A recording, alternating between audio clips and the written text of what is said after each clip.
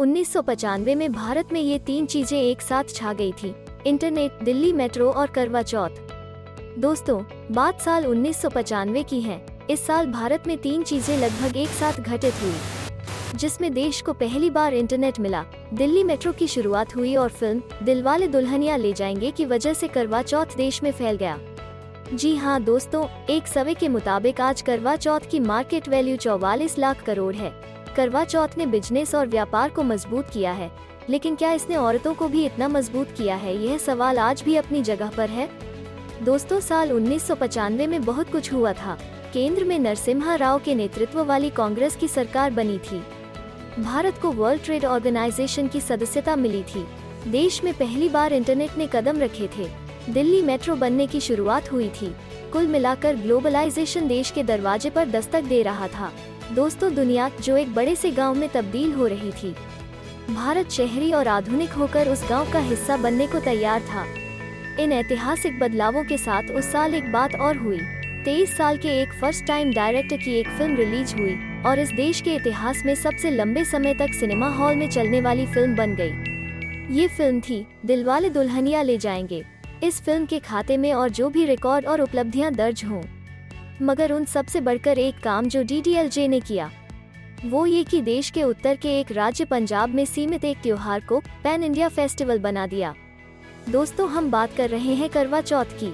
जी हाँ दोस्तों, करवा चौथ जो आज लगभग पूरे भारत में मनाया जाता है, यह 1995 से पहले केवल पंजाब में ही मुख्य रूप से मनाया जाता था। दोस्तों, पुरुष के पति रूप की महिमा को समर्पित यह त्योहार आज लगभग हर घर में मनाया जाता है।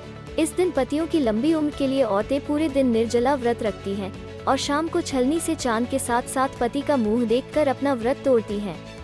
दोस्तों, अब मीडिया, सोशल मीडिया से लेकर आसपास की जिंदगी में इस त्योहार की मौजूदगी की हलचल होली दिवाली की तरह ही महसूस की जा सकती है। लेकिन दोस्तों, 1995 से पहले के त्योहार और सांस्कृतिक हलचलें पंजाब के अलावा देश के बाकी हिस्सों में रहने वाले जिन भी लोगों की स्मृति में दर्ज है, उन्हें याद होगा कि बचपन में उन्होंने करवा चौथ जैसी किसी चीज के बारे में सुना भी नहीं था। दोस्तों, बिल्कुल वैसे ही जैसे हम वैलेंटाइन डे के बारे में कुछ नहीं जानते थे। हिंदी प्रदेश जैसे उत्तर प्रदेश और बिहार में छठ का त्योहार होता था, जो आज भी बहुत चलन में है। उत्तर प्रदेश में लल्ही छठ नाम का एक व्रत होता था। हिंदी बेल्ट के अन्य हिस्सों में अलग अलग व्रत त्योहारों की परंपरा थी, जो कभी पति तो कभी बेटे की लंबी आयु के लिए स्त्रियां रखती थीं। लेकिन करवा चौथ नहीं हुआ करता था। करवा चौथ को पूरे देश में पॉपुलर करने में बॉलीवुड की बड़ी भूमिका है। अपनी ही शादी के घर में पति के बहाने चुपके से अपने प्रेमी शाहरुख खान को छलनी से देखती प्रेमिका काजोल की तस्वीर हिंदी जनमानस में कल्ट बन गई। उसके बाद तो हाई क्लास फैमिली ड्रामा वाली तकरीबन सभी फिल्मों में छलनी से पति को देखने का सीन कॉमन हो गया। प्रेम का ऐसा अभूतपूर्व महिमामंडन देखकर लोगों ने खूब तालियां बजाईं और आंसू बहाए। ये बात अलग है कि प्रेम करने वाली लड़की को समाज ने आज भी भले ही ना स्वीकारा हो। फिलहाल DDLJ से शुरू हुई करवा चौथ के महिमा मंडन की परंपरा साल दर साल और मजबूत होती गई। ऐश्वर्या राय से लेकर प्रीति जिंटा, रानी मुखर्जी, काजोल सभी बेहोश होने की हद तक निर्जला व्रत करने को तत्पर थीं और उन्हें देखकर असल जिंदगी की औरतें भी करवा चौथ दीवानी हुई जा रही हैं। भूखी प्यासी औरत की छलनी को अपना मुंह दिखाते, अपनी आरती उड़वाते और अपने पैर छुआते असल जिंदगी के शाहरुख खानों को एक फिल्म ने रातों रात ईश्वर का दर्जा दे दिया था। यूं तो इस देश की सांस्कृतिक विरासत में पति को परमेश्वर का दर्जा पहले से ही हासिल था, लेकिन करवा चौथ ने उसे जितने रंग, शोर और ग्लैमर के साथ पेश किया, पति प्रजाति उसकी चमक से अभिभूत हुए बिना नहीं रह सकता है। इतिहास गवाह है कि वक्त जितना आगे जाता है, उतना ही पीछे भी। दोस्तों, 1995 का साल इस लिहाज से भी ऐतिहासिक है क्योंकि वो इस देश के लिए एक टर्निंग पॉइंट था। व्यापार के लिए देश के दरवाजे दुनिया के लिए खुल गए थे। दुनिया भर की कंपनियां अपने सामान बेचने भारत आ रही थीं और यहाँ की कंपनियां विदेश जा रही थीं।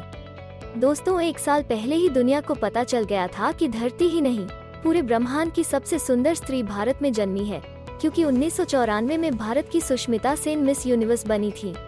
दोस्तों, 1995 में अपने ब्यूटी प्रोडक्ट बेचने के लिए भारत आने वाली रिवेलॉन पहली कंपनी थी। 1995 में ही इंटरनेट आ गया था और इसी साल भारत की राजधानी दिल्ली में मेट्रो बन रही थी। भारत को अंतर्राष्ट्रीय संस्थाओं की सदस्यता मिल रही थी। दरअसल दोस्तों, वो सब कुछ हो रहा था जिसे आधुनिक भारत के निर्माण की नींव कहा जा सकता है। लेकिन इस सारी आधुनिकता में औरतों की जगह इतनी ही थी कि वो मिस यूनिवर्स बना दी गई थी और उन्हें बताया जा रहा था कि करवा चौथ करने में ही उनके जीवन की सार्थकता है। सिनेमा ने निर्जल रहने की प्रथा को प्रेम और समर्पण का प्रतीक बना दिया था। दोस्तों, आधुनिक भारत में औरतों को और भी हिस्सेदारी मिली। शिक्षा में, नौकरियों में उनका योगदान बढ़ा। उन्हें कानून में संपत्ति का अधिकार मिला, लेकिन किसी सिनेमा ने इस अधिकार को इस तरह पैन इंडिया पॉपुलैरिटी नहीं दिलाई। सच तो ये है कि 90 साल के इतिहास में हिंदी में आज तक एक भी ऐसी फिल्म नहीं बनी जिसमें फिल्म की नायिका पिता की संपत्ति में समान अधिकार के लिए न्यायालय का दरवाजा खटखटाती हो। स्त्रियों की सामाजिक और सांस्कृतिक जकड़न को ग्लोरीफाई करने वाला एक त्योहार जितनी रफ्तार से पूरे देश में फैला, उस रफ्तार से उन्हें सबल और सक्षम बनाने वाला एक भी विचार नहीं फैला। पॉपुलर कल्चर ने कभी उसकी बात नहीं की, कभी उसकी कहानी नहीं सुनाई। एक सर्वे के मुताबिक आज करवा चौथ की मार्केट वैल्यू 44 लाख करोड़ है, यानी करवा चौथ के दौरान गहनों, कपड़ों और पूजा के सामानों से लेकर जितनी चीजें बिकती हैं, उसने बिजनेस और व्यापार को मजबूत किया है। लेकिन कहीं औरतों को कमजोर बनाने की कीमत पर तो नहीं। ऐसा कोई सर्वे या आंकड़ा नहीं है जो बता सके कि कल सुबह से ब्यूटी पार्लरों के चक्कर लगा रही और आज सुबह से भूखी बैठी इस देश की कितनी औरतों के पास उनके नाम पर घर, मकान, जमीन और बैंक बैलेंस है। कितनी औरतों को पिता की संपत्ति में भाई के बराबर हिस्सा मिला है। कितने पिताओं ने आधा खेत, आधी जमीन, आधा मकान अपनी ब्याहता बेटी के नाम किया।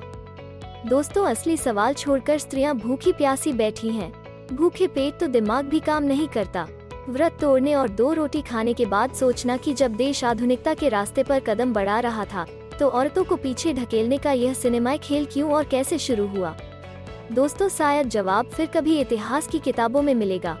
दोस्तों, अगर आपको वीडियो पसंद आई तो कृपया हमारे चैनल को सब्सक्राइब करें और वीडियो को लाइक और शेयर करें। धन्यवाद।